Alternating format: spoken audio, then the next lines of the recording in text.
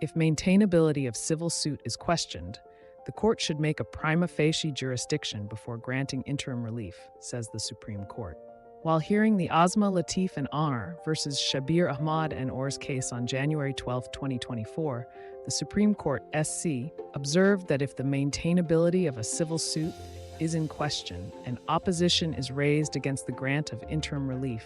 then the trial court must at least make a prima facie satisfaction regarding the maintainability of the suit before deciding to grant the interim relief.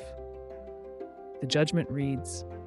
where interim relief is claimed in a suit before a civil court and the party to be affected by grant of such relief, or any other party to the suit, raises a point of maintainability thereof, or that it is barred by law, and also contends on that basis that interim relief should not to be granted. Grant of relief in whatever form, if at all, ought to be preceded by formation and recording of at least a prima facie satisfaction that the suit is maintainable, or that it is not barred by law. The three-bench consisting of Justice B.R. Gavai, Justice Dipankar Datta, and Justice Aravind Kumar also observed that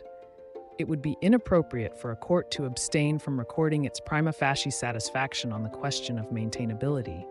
yet proceed to grant protection pro tem on the assumption that the question of maintainability has to be decided as a preliminary issue under Rule 2 of Order 4 CPC.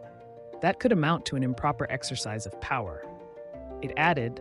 if the court is of the opinion, at the stage of hearing the application for interim relief, that the suit is barred by law or is otherwise not maintainable, it cannot dismiss it without framing a preliminary issue after the written statement is filed, but can most certainly assign such opinion for refusing interim relief. The bench also said that if there is a situation where a decision on maintainability delays the grant of interim relief, causing irreparable harm, then the court may pass orders after justifying the course of action.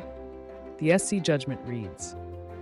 however, if an extraordinary situation arises where it could take time to decide the point of maintainability of the suit, and non-grant of protection pro tem, pending such decision could lead to irreversible consequences, the court may proceed to make an appropriate order in the manner indicated above, justifying the course of action it adopts.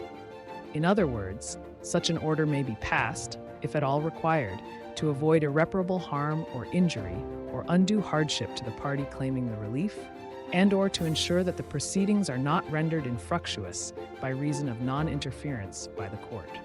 Along with this, the SC mentioned that the trial court had no authority to decree the suit against Samula in the exercise of its power under Rule 10 of Order 8 CPC. It further concluded that there was no reason to interfere with the High Court's order and judgment. In this context, the bench stated, it is upheld and the appeal, accompanied by any pending applications, stands dismissed. Parties shall bear their own costs.